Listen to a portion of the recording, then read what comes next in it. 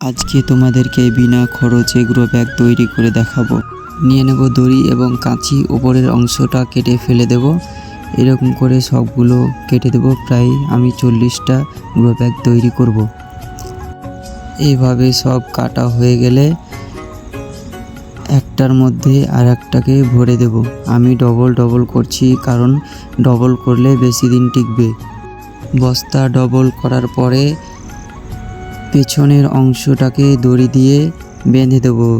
পেছনের অংশটা বেঁধে দিলে গ্রো ব্যাগটা গোল হবে। ভালো করে টাইট করে বেঁধে দেব। ভালো করে টাইট করা হয়ে গেলে বস্তাটাকে উল্টে নেব। বস্তাটা উল্টানো হয়ে গেলে বস্তাটাকে হাত দিয়ে ভালো করে শার্ট করে নেব। ভাঁজগুলোকে শার্ট করে নেব। এইভাবে প্রায় 40 পিস গ্রো ব্যাগ আমি তৈরি করব। গ্রো ব্যাগগুলো তৈরি হয়ে গেলে এই গ্রো ব্যাগের মধ্যে আমি বেগুনের চারা এবং লঙ্কার চারা, এইবারে গ্রো ব্যাগের ওপরের অংশটা মুড়ে নেব। অনেকগুলো তৈরি করেছি। বড় মাটি আছে, ওগুলো হাতুড়ি দিয়ে ভেঙে নিচ্ছি। তারপরে ভালো করে ভেঙে নেব। এবারটা গোবর সার মাটিতে মিশ্রণ করে ভালো করে নেড়ে এইবারে গ্রো ব্যাগের মধ্যে আমি ভরে দেব।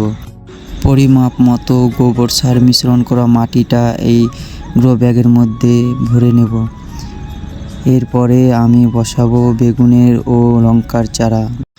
গ্রো ব্যাগের মিডিল পয়েন্টে চারাটিকে ভালো করে বসিয়ে দেব এবং বসানোর পরে গোড়াতে ভালো করে মাটি দিয়ে দেব।